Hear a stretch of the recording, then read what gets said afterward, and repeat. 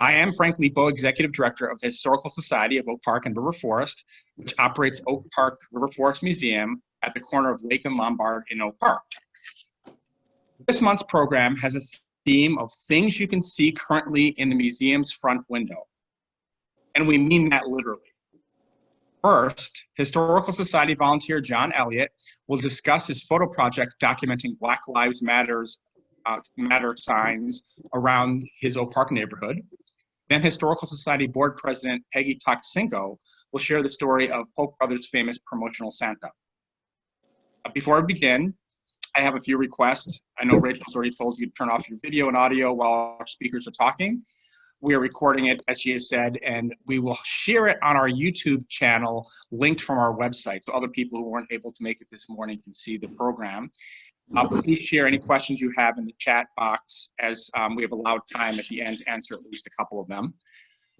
First up is John Elliott, who retired after more than 35 years with the Cook County Forest Preserve District as a naturalist and supervisor of nature centers later in his career. He serves as a board member of the Chicago Audubon Society, and we're proud that he's a regular volunteer at Oak Park River Forest Museum. Now sit back with a cup of your favorite hot beverage as we look inside Oak Park River Forest Museum. Okay, well, welcome and thank you all for showing up. I'm going to share my screen here. Hopefully this is going to work. It did yesterday. And you should be seeing a PowerPoint program.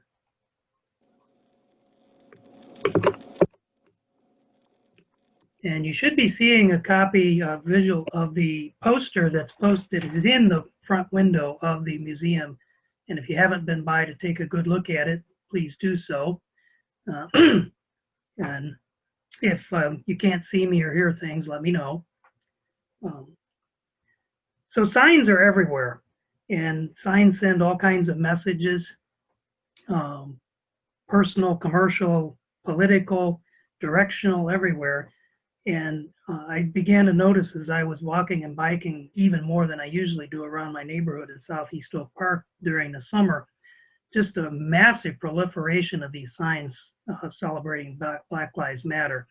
And at that time, I was struggling myself to process the whole question of these protest movements. What should I be doing myself? I might have been out on the street myself, but COVID really kept me as being what people say is the more vulnerable population from going out and gathering in the large groups on the streets. So as I started to pay more attention to these signs, this is one of the ones that struck me first, is on a fence not far from my house. I thought, well, I'm good at taking pictures. I'll just start taking pictures. And so the kinds of things that struck me, one was the timeliness of it, of course, and this was a sign at a house that had the Oak Park and River Forest High School graduation kind of logo on it that gives us a time frame. That's what time frame we were in. And I started then to notice the creative types of signs. There's a lot of the signs that are more or less of a standard format, kind of commercially produced that you see. And I decided to limit myself when I started taking pictures to only a few of those and concentrate on the more creative, the more handmade ones that we have. I also decided to limit myself, because there are so many, to this parts of Oak Park that are between East and Austin and Roosevelt Road and North Avenue, so the east half of the town. I don't know how many signs there are. There were at one point at least 13 on our single block. So I kind of counted up how many blocks there are in the east half of Oak Park and did a rough, probably not very accurate estimate of signs on a block, and came up with anywhere from 750 to 1,000 of these signs may have been in our half of Oak Park during the summer. I've noticed of late that there are a few of them have gone, but there are always new ones showing up as well that aren't in my project. So the handmade signs, they come in a whole variety of types and forms, and whether they're spelled exactly correctly. They're just hand painted onto a piece of board, or they're much more creative, including, as the one down here, all kinds of other comments upon them, including trans women, disabled, uh, immigrants, and so forth. Great variety of these kinds of signs. I was struck also by the combinations of things that showed up, as well as on the signs themselves, but several yards had Black Lives Matter signs in combination with rainbow flags. At least one, I think there may have been a couple more, included the US flag. Just a little side note, I put up the sign at our house on the 4th of July when I started thinking about the symbolism of hanging the flag, which we do every year at the 4th. And I had not decided that it was my place to put up a Black Lives Matter sign, because of this question of, which many people I think face, of what exactly is the personal role of somebody who's basically white, middle class, pretty much isolated in my personal life from most of these questions. But I decided then, yes, I should put up at least a sign. And then one up in Northeast Oak Park, I thought was interesting, one in the Spanish language, which was kind of a cool thing to see. Some of the other creative things that showed up, there's one here with the linked hands across on the other side of the porch. And some are very small. This little one down here, these are about 6 inches across, and there's a whole strip of them on the sidewalk through Ream Park. And I was one day walking through the park, not thinking about this issue at all, and looked down at the BLM, and what popped into my head from my personal life was, Bureau of Land Management, which is what BLM has always meant to me for decades. And of course, so things change, and that was just a little quirk. Some of the very colorful ones, some on the streets. I didn't try to photograph the great big one on the street south of the high school, because I couldn't figure out how I would be able to get a photograph of that. But there are many smaller ones that I could photograph on the streets, and very colorful ones, and then a lot of just really colorful, creative ones. And if you're interested, go and take a look at the poster in the window, and we'll talk a little bit more about the end result of that. So one of the things too that this is all about is trying to figure out what this all means. What does Black Lives Matter mean? And there's of course lots of controversy, and you can go online or elsewhere and read all kinds of questions about that. But the number of these signs that use the raised fist symbol, which dates back, I don't know, the first time I'm aware of it, I think was 1968 at the Mexico City Olympics, where the athletes raised their fist. And it quickly became a symbol of Black power, and how much of that has survived. And one over here, let's talk about a 60s reference back to those old folks, is one with the peace symbol right on my block, near my house, which is kind of cool. So that whole symbolism idea of what it means, is it a simple statement of a basic equal right to life? Is it support for a specific entity, as some of these things do include? Like this one down here has got a particular organization. This one's got a statement quote from Martin Luther King. Several of these that have these other kinds of comments added to them. So that's still a struggle that issue I'm struggling with, is what exactly is my take on what Black Lives Matter really means, and what more out there should I be doing. It's a danger, I think, of just being purely a knee-jerk reaction for some of us folks, like I said, who are kind of distanced from the immediate issues. Is it just something that makes me feel good to put up a sign, or does it have more meaning? And I can't answer that yet. So to talk just a little bit more on a personal level about that issue is several years ago, but long before this whole last summer's issue and COVID came up, I had several sometimes a little bit contentious conversations with a neighbor, a young Black man, whose expressions about racial issues were sometimes a bit on the angry side. And once he pointed to one of what were then a very few signs that said Black Lives Matter in the neighborhood, and just said, "When?" And I thought that was such a telling comment on his part. That's what that means for somebody like myself to put up a sign. When does it matter? What does it matter? And I certainly didn't know how to answer him then, could only just look at him. And I don't know how to answer him now. And I just wonder, he moved away shortly after that, several years ago, but I just wonder what he would think if he came back to the block now and saw that 13 Black Lives Matter signs on our block. So to close this up then quickly, I just threw in a couple of the ones that had the lighter touch to them. The one over here that had the Happy Juneteenth and Black Joy Matters, the very colorful ones with the hearts on them and all of that. And then I'll show you this one. There's the sign that's the poster that's in the window. And then there's a second one because after I took those photographs on the first poster all in the last week of July. And then I found a bunch more, so I got 20 more on this sign, this smaller poster that's also, I've also given to the Historical Society for the archives, and I will be giving the Historical Society the digital versions of all the pictures. So with that, I thank you for your attention, and we'll look for questions as they arise. And back to you, Rachel or Frank. Thank you, John. I'm gonna, let's see, start my video.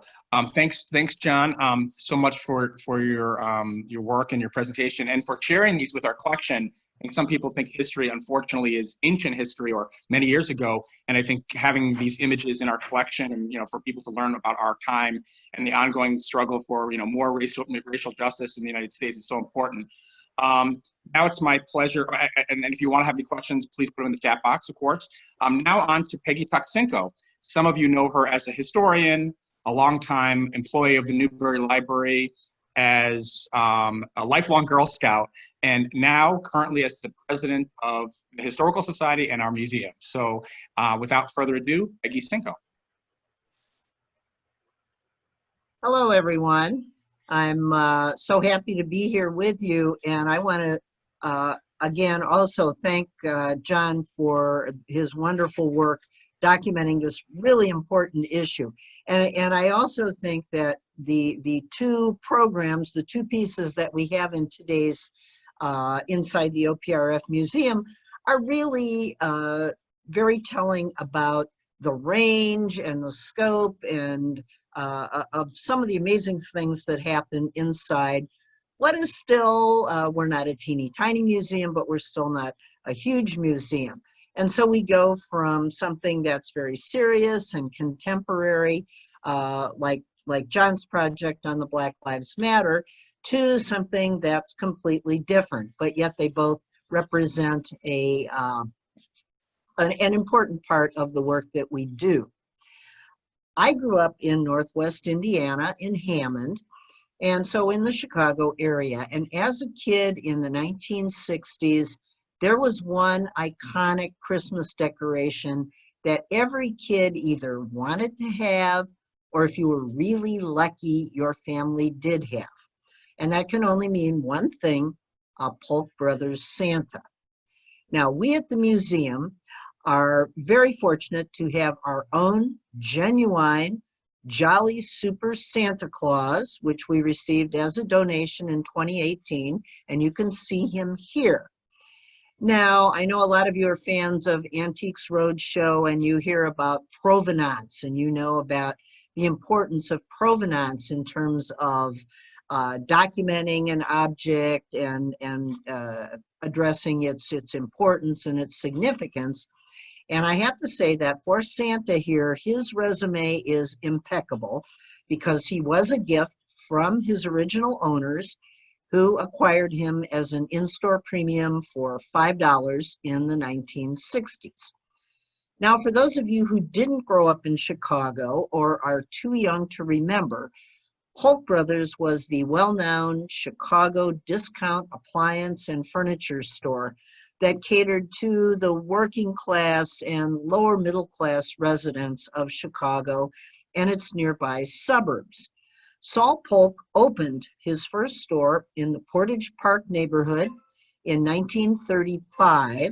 This is a little later picture of that store on Central Avenue. Other family members soon joined him, and they changed the name of the business to Polk Brothers in the 1940s. Although, as I understand it, there were also some Polk women involved in it, but I suppose that would have been too much of a mouthful to have the Polk Brothers Polk Brothers and Sisters. Polk Brothers was really significant in a number of areas, not just in Chicago. They were really among the pioneers in the field of discount merchandising, and they became one of the largest retailers of appliances in the country. At one point, they operated 17 stores. Now, they were also known for their innovative, flamboyant, and just often downright wacky advertising and in-store promotions. These were primarily the brainchild of Saul Polk, who was at heart a master showman. Some of the things that they did was parading circus elephants in a store parking lot. Davy Crockett could be found wandering the aisles of a store. There were giveaways of fresh pineapples and one time of giant Georgia watermelons. We're talking watermelons that weighed 50, 60, 70 pounds. And my personal favorite, in the early days, they would even invite housewives to bring in their laundry to try out one of those newfangled automatic washing machines. These were promotions that were meant to be talked about. But the promotion for which Polk Brothers will no doubt be most remembered is the Jolly Super Santa. This almost life-size, three-dimensional, bulb-lit Santa stood 5'3" tall. He was made of two separate pieces of molded plastic, his front and his back, and they were stapled together. He stands on a snowy plastic base that often did not survive, obviously probably from sitting out in the snow in your yard. I'm happy to report that our Santa, who is in remarkably good shape, has his original base. And a 1968 Polk Brothers ad summed it up. You must see him to appreciate his glowing and realistic dimensions. And here we have this amazing picture of Saul Polk on the right, standing above a sea of Super Santas in the 1960s. Santa first appeared as a Polk Brothers holiday promotion in 1962, and it appears the last year he was available was 1972. Now, what made him really special was that you couldn't just go into the store and buy one. You had to make a major purchase at Polk Brothers, and then for only an additional $5, you could take Santa home. Now, over the years, the particulars of what one needed to purchase changed. Sometimes it was simply a purchase over a certain dollar amount. In other cases, it was for a particular item. A washing machine, a color TV. Color TVs were major premiums. Polk Brothers was one of the biggest retailer of color TVs in the 1960s, and I even saw one for Barca loungers. So buy your Barca lounger, and then this would qualify you to, for only $5, get your own Santa. Now, Santa wasn't the only holiday premium. For a few years, Polk Brothers also offered Frosty, the cheery snowman, as a companion. He was also over 5 feet tall, but he never gained the popularity of Santa. And in the early 1960s, as we can kind of see here in this ad, you could also have your choice of Santa or a Miracle Alcoa aluminum Christmas tree. And certainly many of us remember those. Now, as I said, Polk Brothers promotions were meant to generate a buzz. So in another touch of advertising genius, Santa did not come in a box or container, nor did Frosty, and he could not be delivered. So you had to figure out how to get him home, which meant that families tied Santa to the top of the car, or he was sticking out the trunk, or he was laid out in the back of the station wagon, which meant that your family then became a moving advertisement for Polk Brothers as you made your way home. Over the years, over 200,000 and perhaps as many as 250,000 Jolly Super Santas were given out. And the price always remained $5 as long as you made the qualifying purchase. And until probably 15 or 20 years ago, it was not uncommon to spot a Polk Brothers Santa on someone's front stoop, on the porch, in a window of Chicago homes. But today, few survive, which is not surprising, given that they're made out of now 60-year-old plastic. And that really makes ours all the more special. Now, many Oak Park River Forest residents will remember the devastating 1987 fire that destroyed the Polk Brothers warehouse on North Avenue in Melrose Park, because the huge billows of smoke from that fire were visible throughout most of River Forest and parts of Oak Park. The last Polk Brothers store closed in 1992, and today the Polk Brothers name and legacy lives on through the Polk Brothers Foundation, which is one of Chicago's largest charitable foundations and has a focus on Chicago. The Polk Brothers family was really devoted to the city. Now, to bring my story full circle, I have to report that my sister and I were never able to convince our folks to make a major purchase at Polk Brothers, so we never had our own Super Santa. But now, nearly 60 years later, I have to say that every time I see Santa here at the museum during the holiday season, I'm momentarily transported back to the excitement of Christmas that I had as a kid. So even though the museum is currently closed due to the Tier 3 state restrictions, you can come by, as you heard, and wave to Santa. He's in the window. You can see the Black Lives Matters poster. And you can also, I feel like I'm doing a promotion for Polk Brothers. We should have an in-store promotion, right? You can also order and pick up items from our gift store or have them delivered. We have lots of great holiday ideas for you, local holiday ideas, ornaments based on vintage photos in our collection, books, our popular tea towels, Oak Park River Forest High School gear, t-shirts, Chris Ware posters, and more.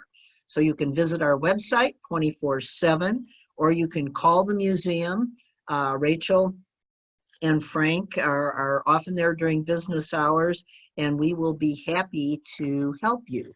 So with that, I will switch back to Rachel, and we'll be happy to try and answer any questions you may have. Thank you, Peggy, and thank you, John, for your talk earlier. I am Rachel Berlinski, the Operations Manager of Oak Park River Forest Museum, for those of you who don't know. And as I am giving our outro here, feel free to put your questions in the chat box. We'll get to those in a minute. And I want to take a minute to remind everybody that we are working on inside OPRF Museum to have a new program every month. Every third Thursday of each month at 11 a.m. So keep an eye out for information about our upcoming inside OPRF museums, as well as more online programs coming in the new year, including a new one called Ask the Historians, which will be also a monthly Zoom-based program where we answer questions about Oak Park and River Forest topics and about the museum. So more on that to come, and keep your eyes open for details about those. So I will now take a look in the chat box. And Peggy and John as well, if you see any that jump out to you. We have a lot of questions about Polk Brothers especially, because it seems like a lot of the people here today remember shopping there, or Pam says she worked there. Ooh. Pat Coco says the saying was, if you asked the price, the salesman would evaluate you and determine the price by what he thought you could pay.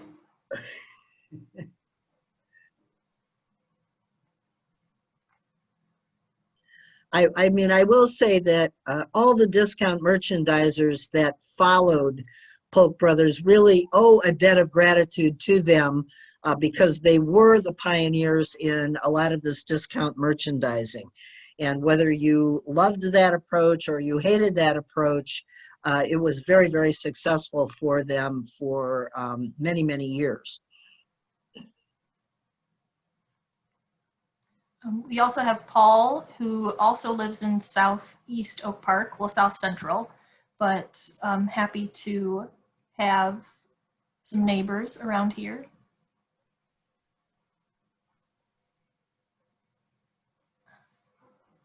Vicki says, my mom and I walked to the store on 63rd east of Kedzie. The daughter of one of the brothers attended Marquette School. It was a great treat to go to her house for a birthday party. I can only imagine. Where was the closest Polk Brothers store to Oak Park? I don't know. I mean, I didn't live here at that time, so somebody else will have to answer that. I mean, we're not that far from the original store. And well, and of course, there was the big store then up on North Avenue. So that probably would have been the closest. Yeah, I think that would be the one in River Grove, which is what Pam said. And I'm assuming that that's the one that Pam worked at. And Mary Boyaris, who is of the family that donated this to us, says that our Santa, the one you can see at the window at the museum, was bought at the store on Central. Oh, we have a few. Central Avenue was the main store. There was one at Belmont in Central, if that's the same one. Melrose Park. Central and Diversey.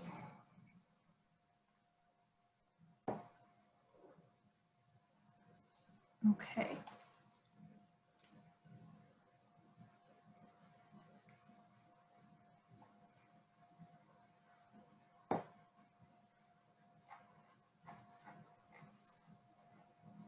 Okay, well that helps locate some of these stores. I'm wondering if anyone has any other questions. And a great job to Peggy and John. I did see a question there from my husband about are the Polk Brothers Santas marked in anywhere way, or how do you, I think the question is, how do you determine if you've got a genuine Polk Brothers Santa? I'm not an expert on that at all. I'm sure there probably are people in the Golden Glow Society and all. I can tell you just from what I've been working on, a few things that might indicate that you don't have a Polk Brothers Santa. First of all, he came in that size, that 5'3", 5'4" size. So if you have something that's smaller than that, not a Polk Brothers Santa. And he was not a single solid mold. He was the two pieces that were stapled together. He's not holding any other props. So there's no bag of toys or a stocking or a present or anything like that. He has his mittened hands on his belt. And I noticed that he does have a sort of a spit curl almost in the middle of his forehead, kind of peeking out from under his cap. Was the more concrete Santa a Polk Santa? Boy, I don't know, because he was way up so high. I don't know if he was or not. But those are a few things that sort of tip him out. I know that Rachel and I looked at ours. We did not see any manufacturer's marks or stamps.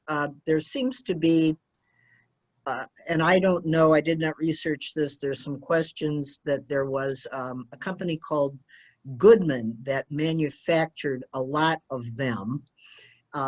And they made a lot of other very strange and wacky kind of products. But I don't know if there was over time more than one company that made them.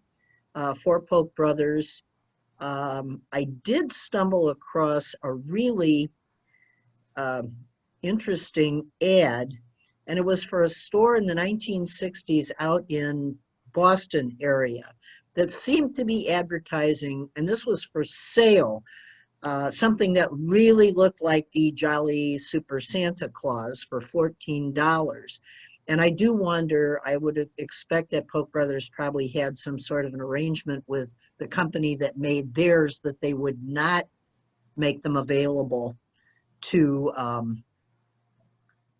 other stores in the greater Chicago area, that it would be an exclusive with Polk Brothers. But I suppose they could have been making them for sale out in New England, and no one would be the wiser at that point.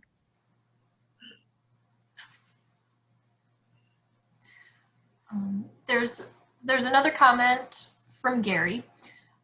Polk's had the world's largest recliner chair in a parking lot on Central until someone set it on fire. And I wonder if everyone remembers that.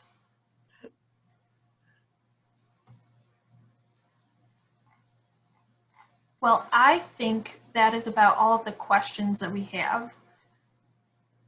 So, I want to remind everybody again, if you have some questions that you want to send to us, we'll be happy to answer them. If you email us at the email on the screen, and any more comments that you have about today's program. We're also looking for people, if you are interested to give a talk in one of our upcoming Inside OPRF museums, then please contact me at the email there as well. And I'd love to hear more.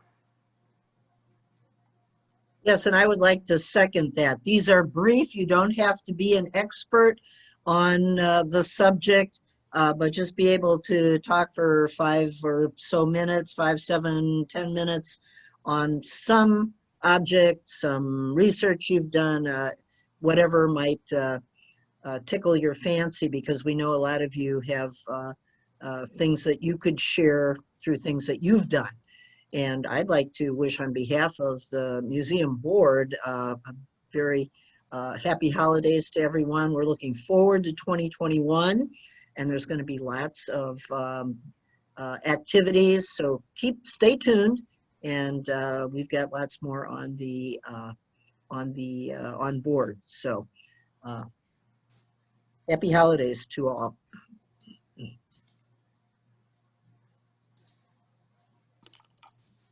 Great.